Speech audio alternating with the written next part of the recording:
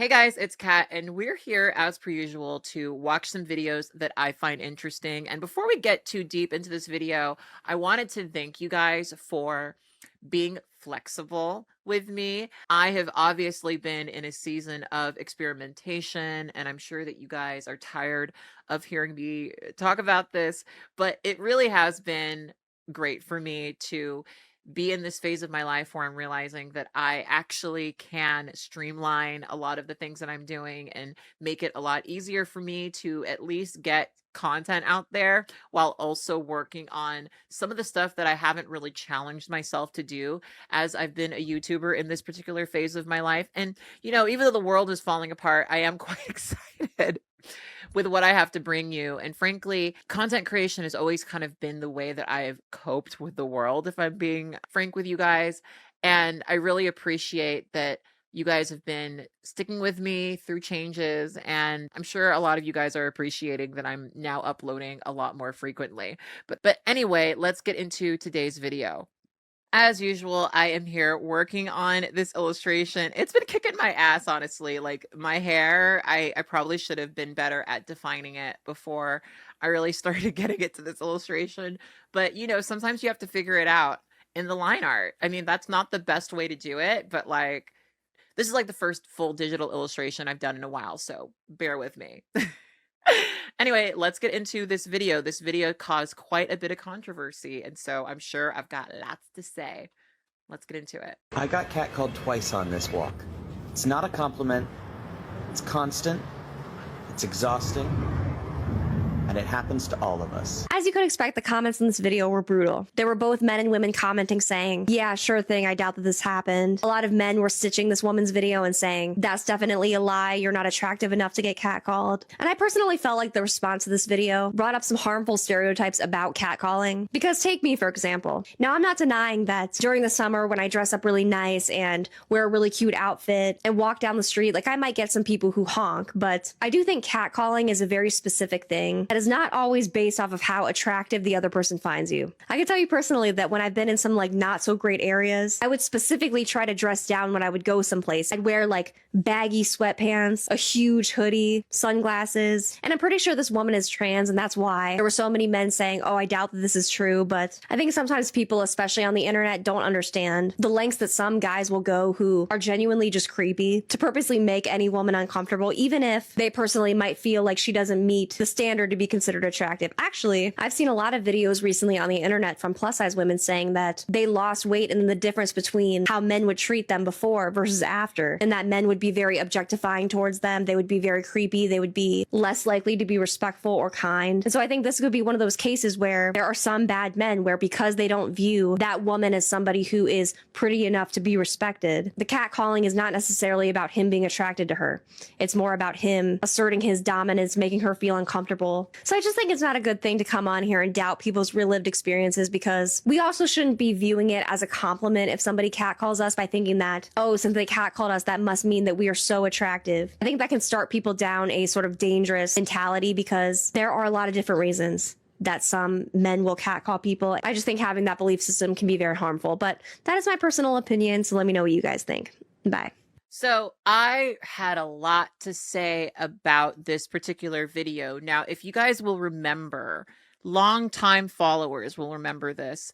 I made a video a really long time ago about a video that a woman made in New York where she walked down the street and was catcalled.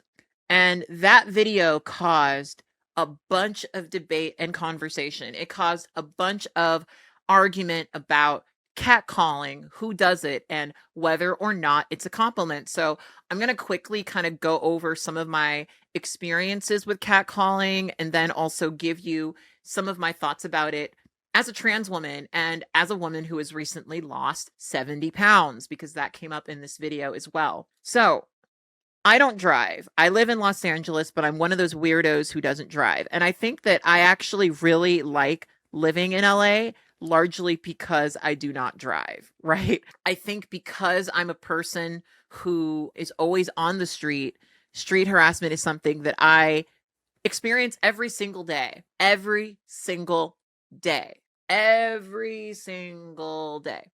And that's why it is so maddening to me when people want to act like it's something I don't experience, because it's something that I literally have to emotionally prepare for.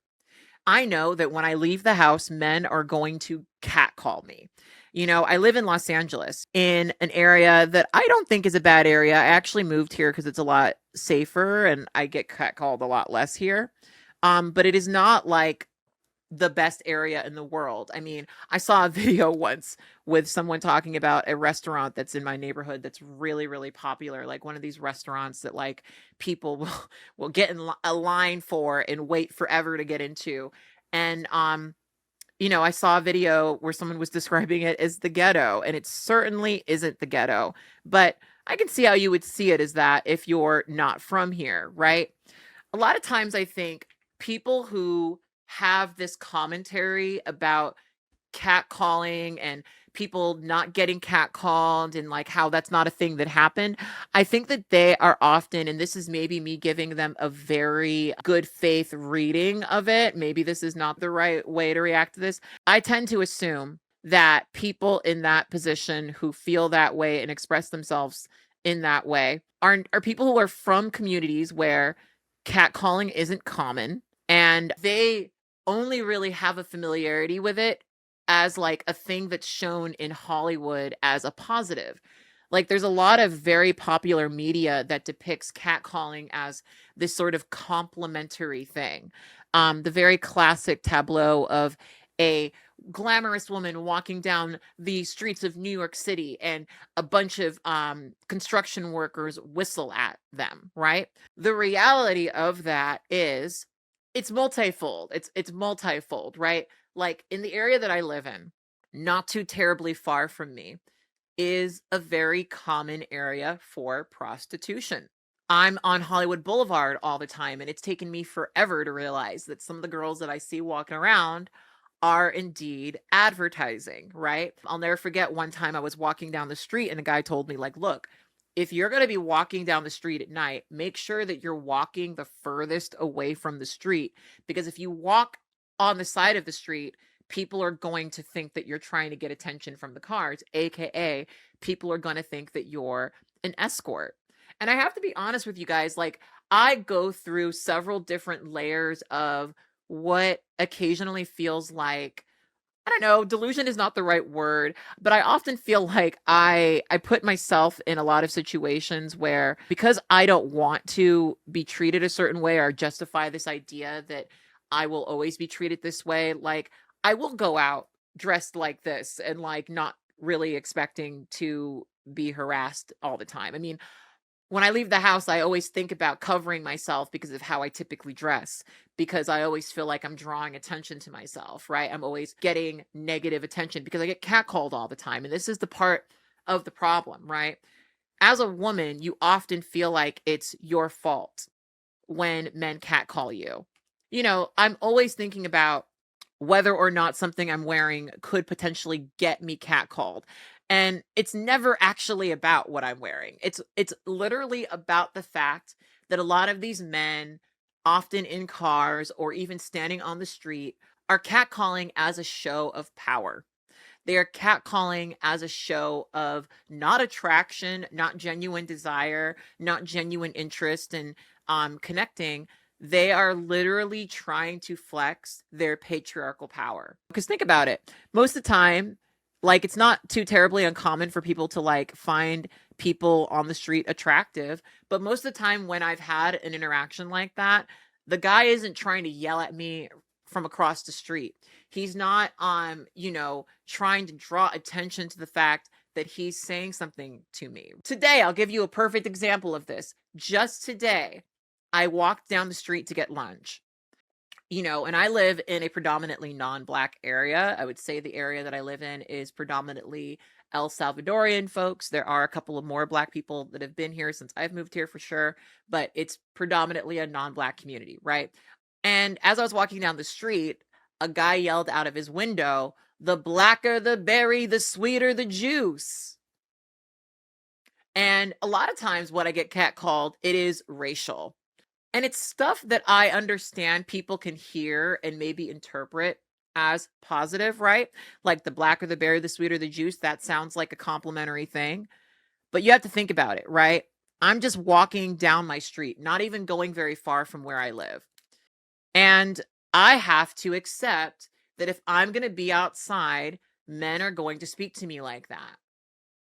And when you complain about it, when you talk about that not being something you want to experience, then people say, oh, well, you should be flattered. People think that it's flattering for you to be street harassed when the people doing it aren't trying to flatter you. You know, like a lot of times when we have these conversations, people make it about someone being attractive or someone not being attractive enough.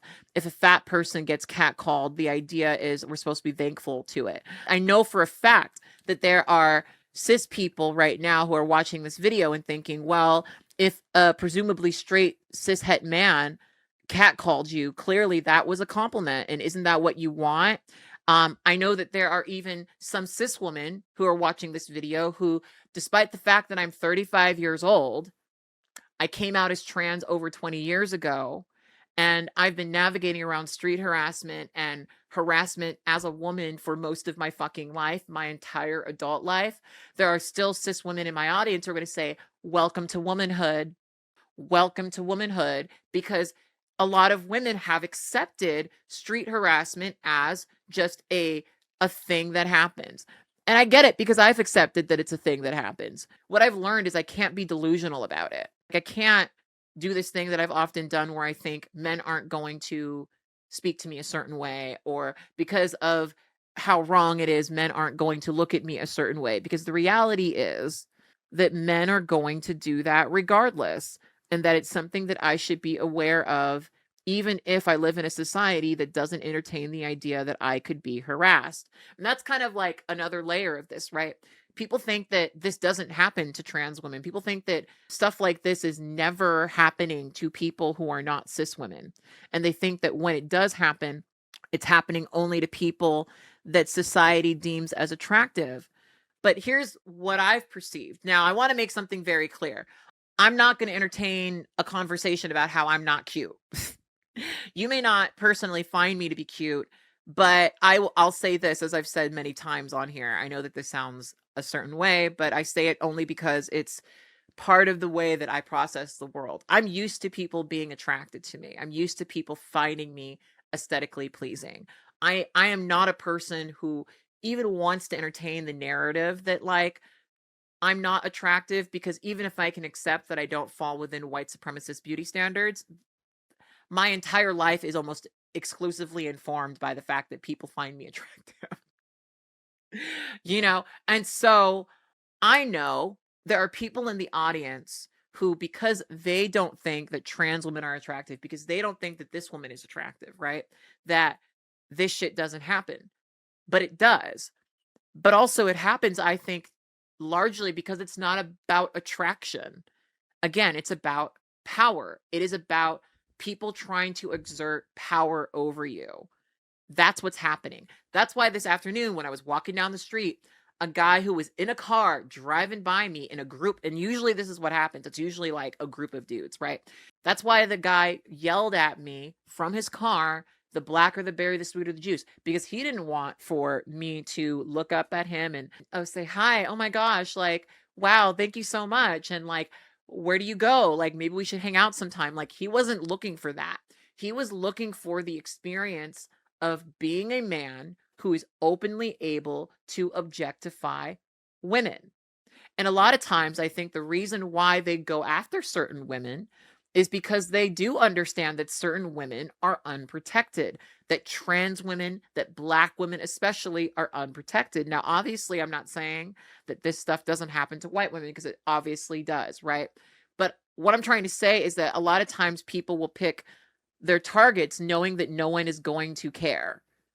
It wouldn't shock me if the people who street harass me looked at my race and looked at that as like a sign of some degree of social inferiority, and then said, well, who's going to give a fuck? And decided that that's why they would yell it at me. For me, the discourse around this is really frustrating, because I get street harassed constantly.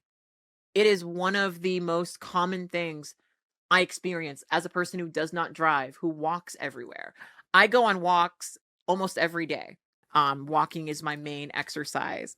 And every single time I go on a walk, I have to accept that I will be street harassed. It is just such a canon experience of my life. Truly. It is truly a canon experience of my life. It's something that's happened ever since I've lived here, ever since I've been visiting here. When I first started coming out here, when I was living in Walnut, where I grew up, I would have these experiences all the time. I would get street harassed, and I was a minor back then, like I was underage. I was underage, and no one should have been talking to me like that. But I would still experience it constantly. And it was really confusing to me at first because, I didn't understand how common that was, especially as a trans person. Like, I hadn't prepared myself for the reality that part of being a woman in this world is that people are going to harass you and objectify you. And really that comes from the general way that our society objectifies women. Our culture is one where women are constantly being monitored.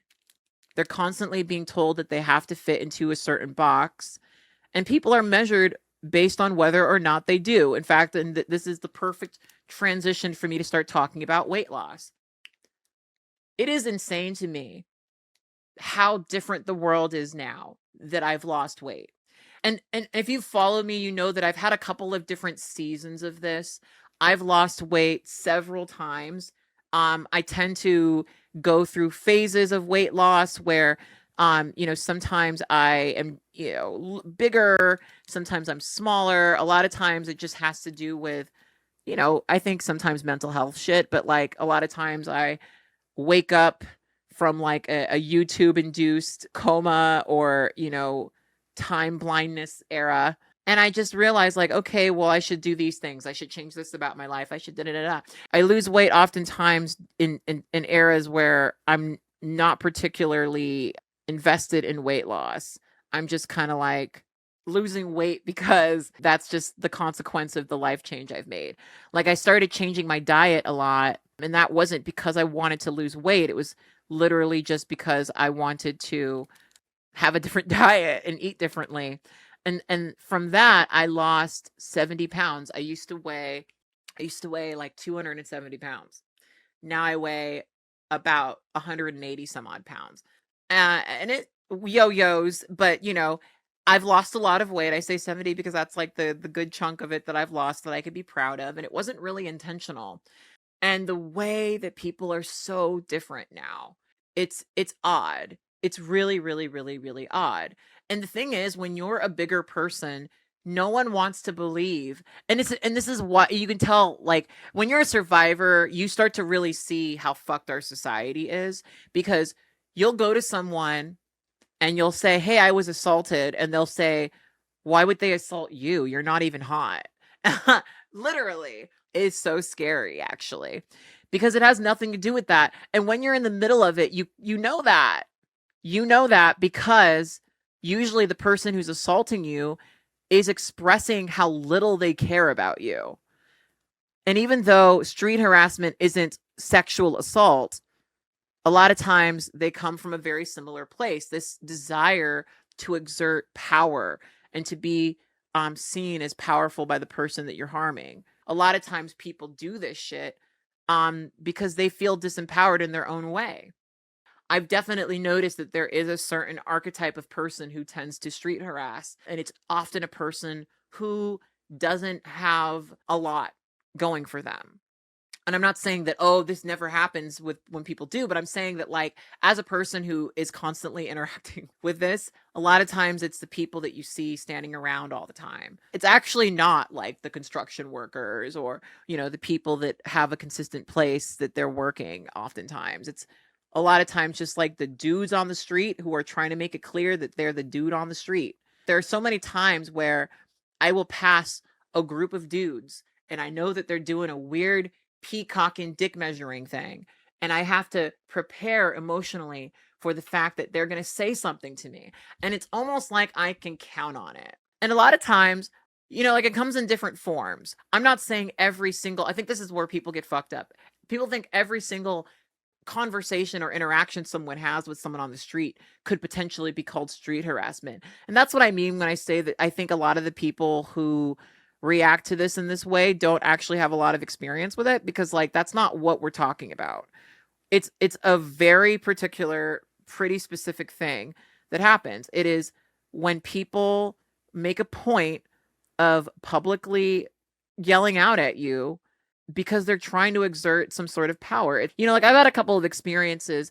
This is really the thing that actually happened a lot since I've lost weight. I'll have guys stop everything that they're doing to like cross the street to talk to me. And there is a difference between that and what happens with catcalling, right? Like I had a guy as I was going into the metro, you know, he was like, "Oh, hello, I saw you and I just wanted to say hi." And I was curious like where you go? Like do you go anywhere around here that where I could maybe like catch up with you and have a conversation with you? And it was kind of sweet, you know? Like that was a guy genuinely having a conversation with me, and he was actually interested in me. He was actually interested in like connecting with me. I'd said to him what I say to all men, which is like, "Hey, if our paths cross again, then I'll give you my number."